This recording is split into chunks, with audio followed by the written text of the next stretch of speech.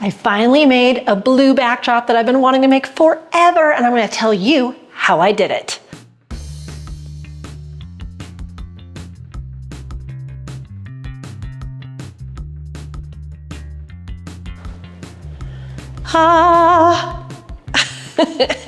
So Monique here of Silver Paw Studio, founder of Pro Pet Photog, and I've always wanted to make this backdrop while this new studio space is empty. Let's do it.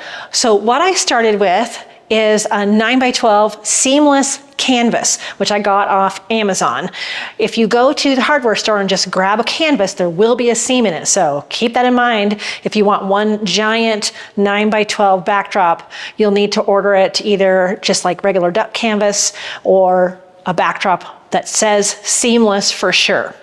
So you start with that. There's a lot of ways that different people have prepped their canvas. I didn't prep it except for iron. When it comes out of the bag, I have tried a few ways. Ironing is just the easiest and the best. It's not going to completely take it out, but it's fine. I didn't even really have the steam on, and it went really quickly. So iron it. You don't need to wash it. I did make one big mistake with this, almost, that I need to tell you about too. So from there, you want to prime it. So you can prime it with whatever you want, depending on if you want any of the color to seep through or not, and what color you're going to end up. I wanted a darker blue, so I knew that the blue base coat would cover any primer I did. So for the primer, when I moved into this building, we found several 5-gallon buckets of just regular white wall paint. And so I use that to prime it. This stuff soaks up the paint. Oof, we had a lot of fun just pouring paint on there to have it soak up into the canvas, but I needed 2 full coats of that.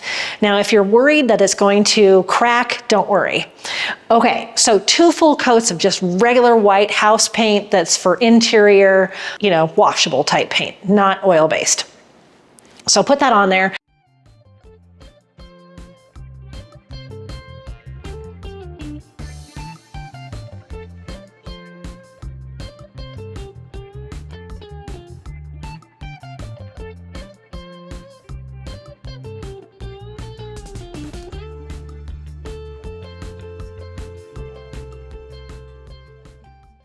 Then you have to make a critical decision.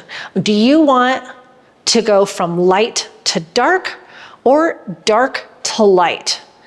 So for instance, with mine, I wanted it to go from light to dark. So I wanted the base coat to be light and then build up darker on top of it. If you were doing opposite, it would probably be easier. So if you start off with the darkest color of paint and then you slowly get lighter, you have a lot more ways to make the paint lighter. But you don't have really easy ways to make it darker and keep the same shade. So I gave myself a bit of a challenge here. Now, where I almost went completely wrong is that you have to have flat paint. Flat.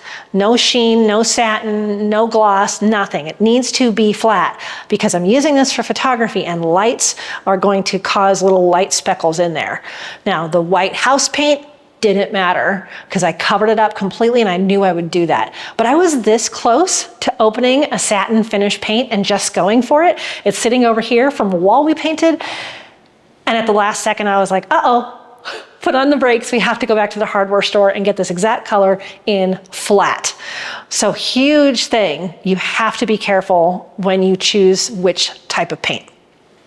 All right, so we got our flat paint, we got our 2 layers of base coat, whatever that's called. And so I rolled that on, rolled it on. Then I was trying to make a choice to build up the color. How did I want to cut the paint? So, because I was trying to do this all with 1 gallon of the blue, I was thinking of ways I can make it stretch, but also go from light to dark.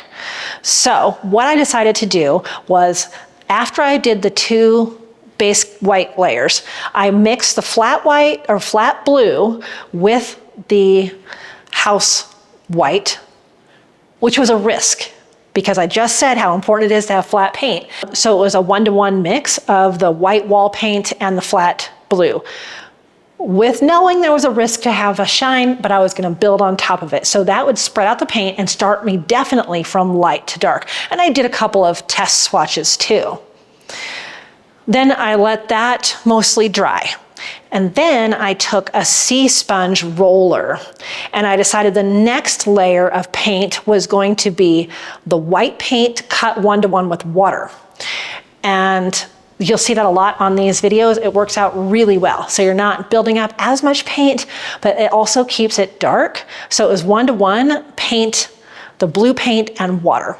And I rolled that on with the sponge, the sea sponge roller, and that worked out really, really well. I like this roller that I found. If you have a chance to kind of open the roller and figure it out, if you like it, had deep crevices. What I didn't like was the edges were sharp, so I ended up plucking off some, like tearing apart the sea sponge roller a bit to make it more irregular, because you don't want any lines. So I was really careful when I rolled and kind of, you do roll super irregular. So roll a little bit here and a little bit there, and just make a pattern coming down that I wanted kind of that old master's look. So I didn't want any of the lines to show. So that's what I did, paint and water mix with the sea sponge roller. And then I needed to decide how to do the rest of it to really give it more depth, because at that point I only had the 2 colors. So the really light base coat of the blue and white together, and then the blue with the water. And then what I decided to do was take the hand sea sponge and hand paint the rest of it, starting with the outer edge, just straight paint. So in my mind, this was the darkest color. So I took that and sponged just around the edges to have that more vignette look and keep it lighter in the middle. So I did that and then I let it be. I let it completely dry for a couple of days, came back, assessed it, and realized, okay, there is some more touch up. So then I just kind of got creative. I had taken the first day of painting and put all that paint in one bucket. The little bit of paint I had mixed with white, the paint I had mixed with water, mixed all of that together so it made a whole new shade, and I sponged that around mostly the edge. And then I let that dry and did something else. And then I took another run with the hand sponge with the dark, just paint around the edges, keeping the center light. And I'm very happy with how it turned out.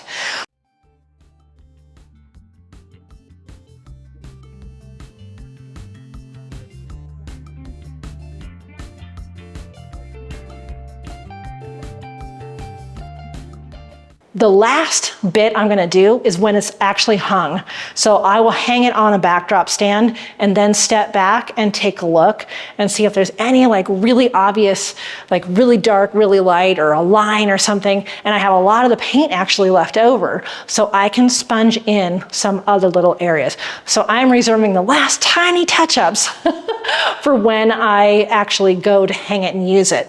The only piece of the backdrop I don't have with me right now is the tube to put it on. So need like, I think it's a 2.5 inch PVC heavy tubing to put this on. And if I remember right, I either stapled it onto there, something like that. I'll show you.